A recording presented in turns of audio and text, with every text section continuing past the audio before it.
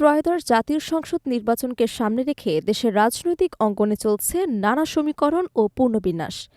এরই ধারাবাহিকতায় হঠাৎ করে জাতীয় নাগরিক পার্টি থেকে পদত্যাগের ঘোষণা দিয়েছেন দলটির জ্যেষ্ঠ যুগ্ম সদস্য সচিব তাসনিম জারা।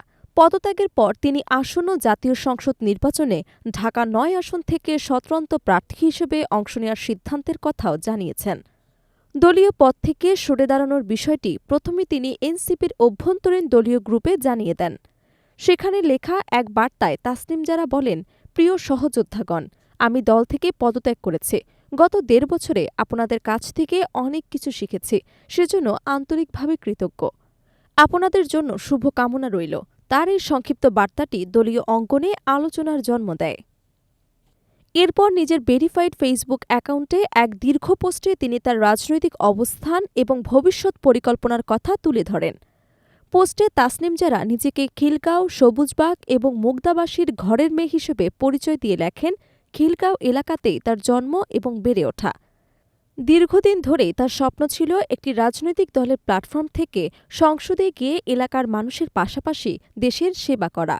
তবে বর্তমান বাস্তবতা এবং রাজনৈতিক প্রেক্ষাপট বিবেচনায় নিয়ে তিনি কোনো দল বা জোটের প্রার্থী হিসেবে নির্বাচনে অংশ না নেওয়ার সিদ্ধান্ত নিয়েছেন বলে জানান তিনি। ফেসবুক পোস্টে তিনি লেখেন, আমি আপনাদের এবং দেশের মানুষকে ওয়াদা করেছিলাম যে আপনাদের জন্য এবং একটি নতুন রাজনৈতিক সংস্কৃতি গড়ার জন্য আমি লড়ে যাব। পরিস্থিতি যাই হোক না কেন, আমি আমার সেই ওয়াদা রক্ষা করতে দৃঢ় প্রতিজ্ঞ। এই প্রতিজ্ঞার অংশ হিসেবে তিনি আসন্ন নির্বাচনে ঢাকার ৯ আসন থেকে স্বতন্ত্র প্রার্থী হিসেবে অংশ নেওয়ার ঘোষণা দেন। তবে স্বতন্ত্র প্রার্থী হওয়ার চ্যালেঞ্জের কথাও স্পষ্ট করে তুলে ধরেন তাসনিম জারা। তিনি বলেন, একটি রাজনৈতিক দলের প্রার্থী হলে দলীয় অফিস, সুসংগঠিত কর্মী বাহিনী এবং প্রশাসনিক বিভিন্ন বিষয়ে কথা বলার সুযোগ থাকে, কিন্তু কোনো দলের সঙ্গে যুক্ত না থাকায় এসব সুবিধা আর থাকবে না। তিনি লেখেন, আমার একমাত্র ভরসা আপনারাই। আপনাদের মেয়ে হিসেবে আমার সততা, নিষ্ঠা এবং নতুন রাজনীতি করার অদম্য ইচ্ছাশক্তির ওপর যদি আপনারা স্নেহ এবং সমর্থন দেন, তবে আমি আপনাদের সেবা করার সুযোগ পাব। নির্বাচনে অংশগ্রহণের ক্ষেত্রে দুটি গুরুত্বপূর্ণ বিষয়ের কথাও তুলে ধরেন তিনি। তাসনিম জারা জানান, স্বতন্ত্র প্রার্থী হিসেবে মনোনয়নপত্র জমা দিতে আইন অনুযায়ী ঢাকার ৯ আসনের অন্তত ৪,৬৯৩ জন ভোটের সমর্থন সূচক স্বাক্ষর নির্দিষ্ট ফরমে জমা দিতে হয়। আগামী ৩ থেকে এই স্বাক্ষর সংগ্রহের কার্যক্রম শুরু করবেন বলে জানান তিনি। তবে একদিনে এত সংখ্যক ভোটারের স্বাক্ষর সংগ্রহ করাকে তিনি প্রায় অসম্ভব একটি কাজ হিসেবে উল্লেখ করেন। এজন্য এলাকাবাসী এবং সমর্থকদের স্বয়স্ফূর্ত সহযোগিতা কামনা করেন।